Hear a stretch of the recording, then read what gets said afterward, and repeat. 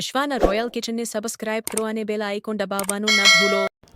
Hello friends, કોઈ પણ વ્રત કે ઉપવાસમાં ખાઈ શકાય તેવી ફરાળી થાળી તૈયાર કરીશું, જેમાં બટેકાની સૂકી ભાજી, શક્કરિયાનો શીરો, રાજગરાની પૂરી, મસાલા દહીં નાખી સર્વ કરીશું. સૌથી પહેલાં બટેકાની ભાજી બનાવવા માટે મેં 400 ગ્રામ બટેકા લીધા છે. તેને કુકરમાં જરૂર પૂરતું પાણી મૂકી અને બાફી લઈશું.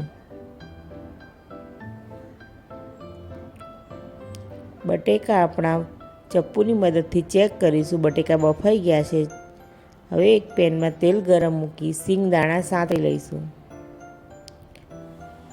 પછી તેમાં રાઈ, જીરું, લીમડો, લીલા મરચાંનો વઘાર કરીશું. વઘારમાં હિંગનો ઉપયોગ નહીં કરીએ, કેમ કે ઉપવાસમાં ખાવામાં હિંગ નથી વપરાતી. હવે બટેકા બાફેલા હતા તે ઉમેરી દઈશું. બટેકા વઘારમાં મિક્સ કરી લઈએ. હવે તેમાં મસાલા કરી લઈએ. હળદર, થોડું જીરું પાવડર અને સિંધવ મીઠું ઉમેરી મિક્સ કરી લઈએ. હવે ગેસ બંધ કરી લીંબુનો રસ અને કોથમીર નાખી સર્વ કરીશું. તૈયાર છે આપણી ફરાળી બટેકાની ભાજી. હવે શક્કરિયાનો શીરો બનાવી લઈશું. શીરો બનાવવા માટે કુકરમાં પાણી લઈ રીંગ મૂકી મેં કાણાવાળી ડીશ મૂકી છે.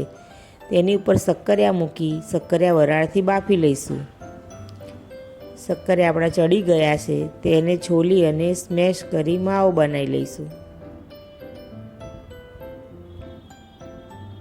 શક્કરિયાનો માવો તૈયાર છે. હવે એક પેનમાં 2 ચમચી ઘી ગરમ મૂકીશું. તેમાં શક્કરિયાનો માવો ઉમેરી દઈશું અને બરાબર શેકી લઈશું. શક્કરિયાને ઘીમાં શક્કરિયા ઘીમાં સરસ શેકાઈ ગયા છે. હવે તેમાં 1 વાટકી દૂધ ઉમેરીશું. દૂધ ઉમેરવાથી શક્કરિયાનો શીરો બહુ જ સરસ લાગે છે અને એકદમ શક્કરિયાની મીઠાશ પણ બેલેન્સ થઈ જાય છે. શક્કરિયા તો મીઠા હોય જ છે, પણ દૂધના ભાગની 1.5 ચમચી જેટલી પછી ખાંડ ઉમેરીશું. ખાંડ ઓગળી જાય અને બરાબર મિક્સ થઈ જાય પછી ઇલાયચી પાવડર, ડ્રાયફ્રૂટ નાખી મિક્સ કરી લઈએ. બધું બરાબર મિક્સ થઈ ગયું છે.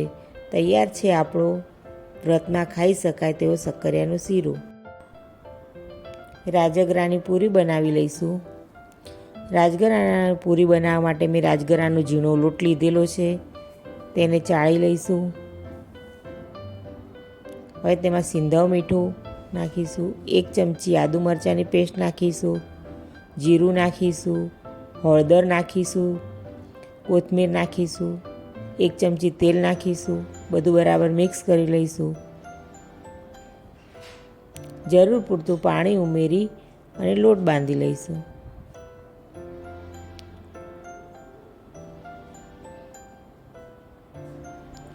લોટને થોડો તેલવાળો હાથ કરી અને કેળવી લઈશું.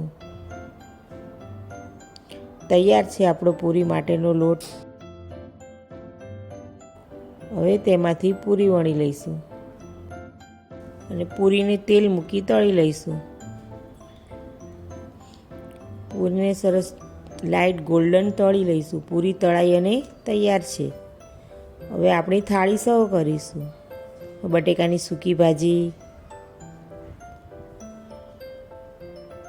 શક્કરિયાનો શીરો મૂકીશું, રાજગરાની પૂરી સાથે મસાલા દહીં સાથે સર્વ કરીશું. કોઈ પણ વ્રત કે ઉપવાસમાં ખાવાની મજા પડી જાય તેવી આપણી ફરાળી થાળી તૈયાર છે. એકવાર જરૂરથી ટ્રાય કરજો.